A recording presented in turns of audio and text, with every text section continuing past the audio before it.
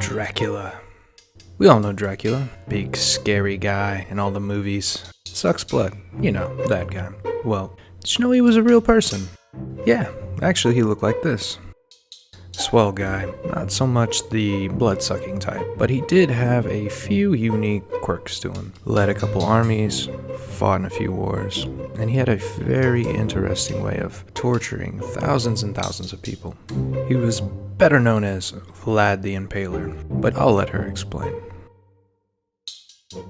What you have to do, take the spike, stick it into the prisoner's anus, and let him slowly slide down on the spike.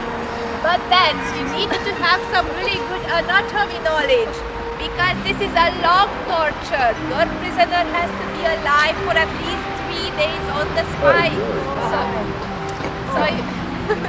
So you have to miss all the main organs like the heart, the lungs, so on. They're actually giving water to the prisoners just to make sure that they are going to survive for a longer time. And to make it worse, why not, if they could, if the prisoner was an Ottoman, they would put pork fat on the spike, being the ultimate humiliation for a Muslim to die on pork, because they don't eat it, they don't use it. So now you know how to do it, please don't do it. And if you're going to do it, please don't say that you have heard it from me, okay?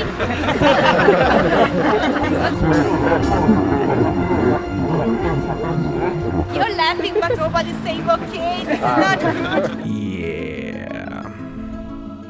So let's head to his hood and get ourselves to Transylvania. Alright, so I am in the train station in Bucharest. You can see the flippy signs.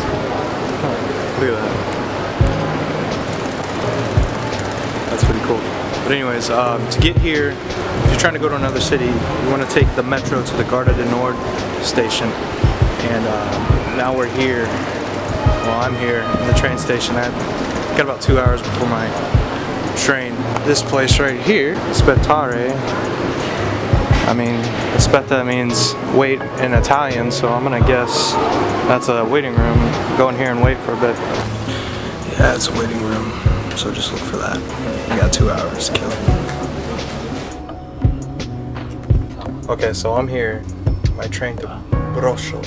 Apparently there's a first class. It's the really nice compartment of the train where I sat, and I wasn't supposed to. So I'm here now in my second class seat. Apparently this has a different final destination. It's not Brașov. I don't know exactly when I'm gonna get off. I know the train's about 2 hours and 45 minutes, so I'm gonna set an alarm. And hopefully I don't have to move again. Hopefully a few seats. That's it. I'm kind of hoping I'm by myself in here, honestly, because I just want to kick back and relax. Don't really want to chit-chat or have some awkward language barrier, but we'll see. So the train's gonna take you about 2.5 hours from Bucharest, and it costs you about $5 to $10. It's a pretty smooth ride, and you'll get to see the countryside. You even pass these old nuclear reactors, which I thought was interesting. And when you land in the station, you'll have to do a bit of walking, but eventually you'll end up in Brașov. And you'll definitely know you've arrived when you end up in the iconic council square.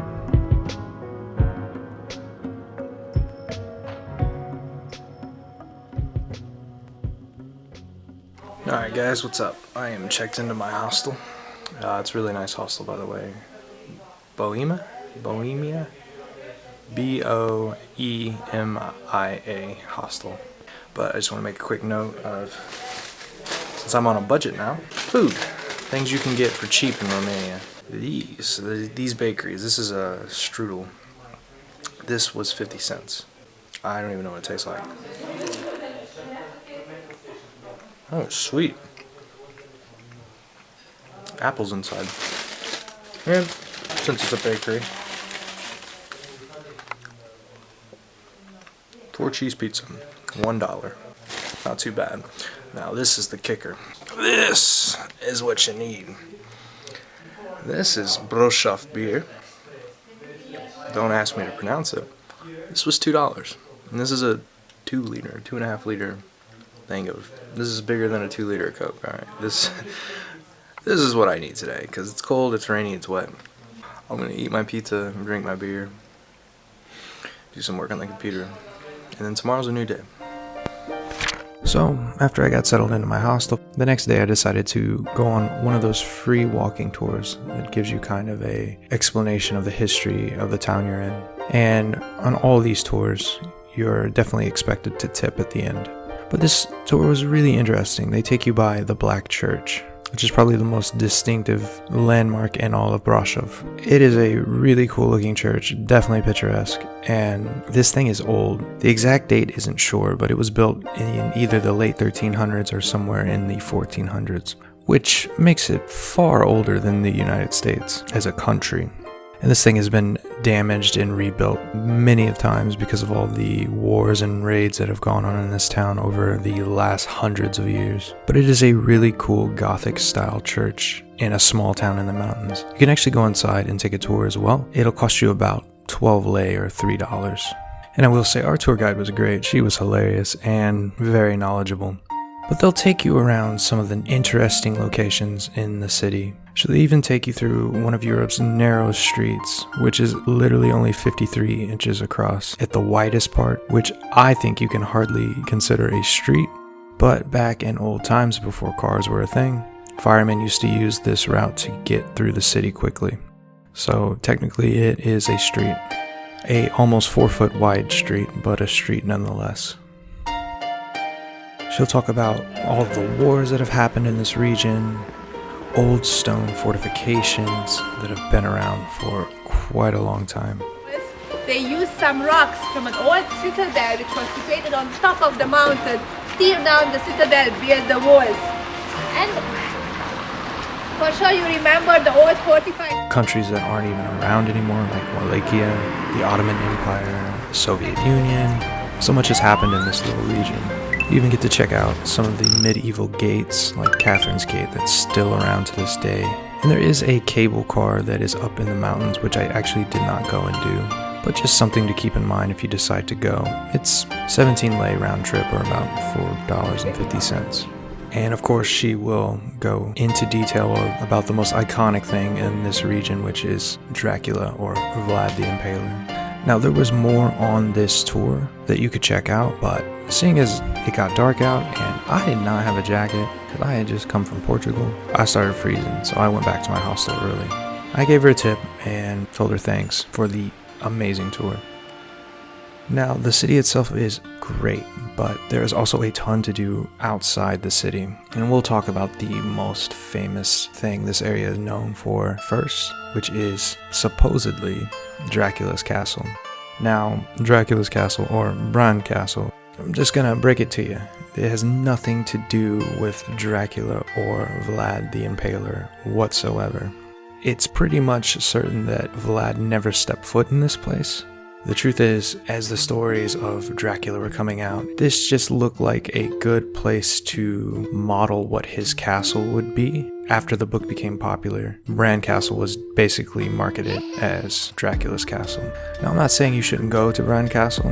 Definitely go see it, check it out. It's a pretty interesting castle. However, if you're going to this place thinking that it's going to have something to do with Dracula, you're gonna be disappointed. So, I just wanted to clear that up. But moving on, I decided I wanted to head to Sinaia, which is another little town in the mountains, to go check out Castle Peles. So, we're leaving Brașov. I'm headed to Sinaia. I'm going to check out Peles, and then we head back to Bucharest so I can fly to Rome tomorrow. I'm going to miss the mountains out here. Well, the train was only 7 late from here to Sinaia. I don't know how much it would be from Sinaia to Peles. I decided to go to the train station, drop my bags off for the day, which they happily locked them up for me, and I hiked into the mountains. And on the way, I was met with a pleasant surprise when I stumbled on this incredible monastery.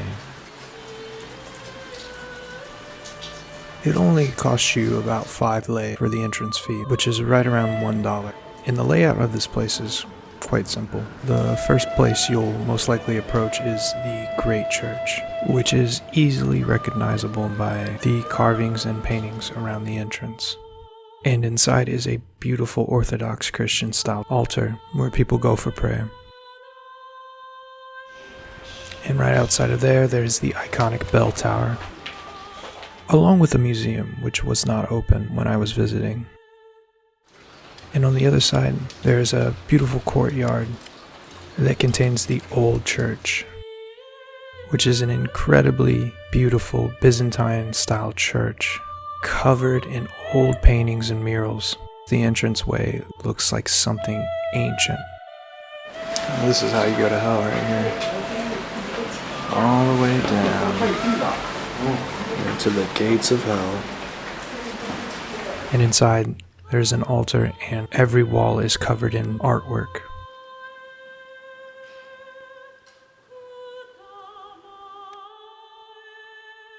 The whole monastery is quite beautiful. It's all walled in and surrounded by the mountains, and there's even a little spot where people go to offer prayers along with these candles. It was an unexpected and quite incredible surprise. Just a very serene and peaceful place on my way to Sinaia Castle, up in the mountains. Definitely worth visiting. But before I got to Sinaia Castle, I had to figure out something to eat. I know I totally look homeless right now, but I am on a mountain in Sinaia, going up to Pelișor Castle, and I'm pretty hungry. But you can't beat this view. Alright, let's go over our traveler survival meal. See what we got here.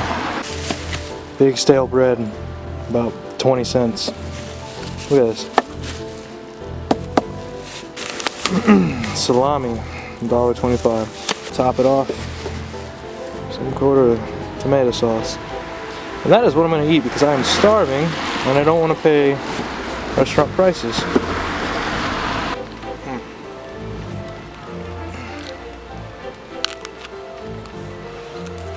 That is the hardest bread I've ever had in my life.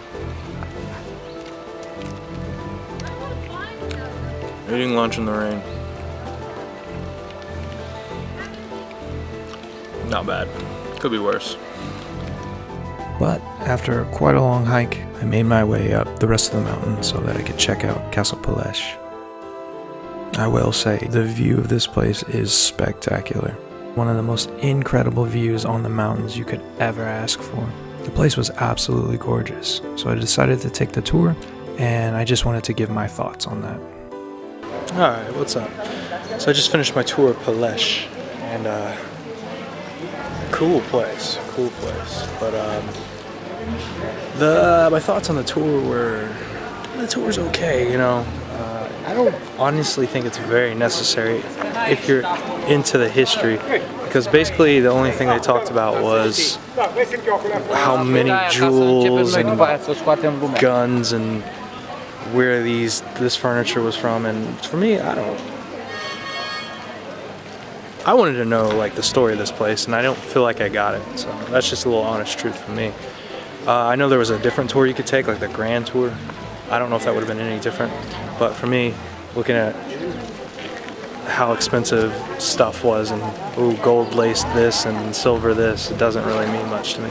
But I can say you should come here because you can't beat this right here. Sitting on the mountain, this architecture out here is incredible. So guys, I hope this video was helpful, especially if you just wanted to know a bit about Transylvania, or if you're going there yourself. I try to provide as much information as I can. So if this was helpful, please leave a like. Subscribe if you want more videos like this about travel. You guys stay safe and have a blessed year. It's all about that first step. Peace.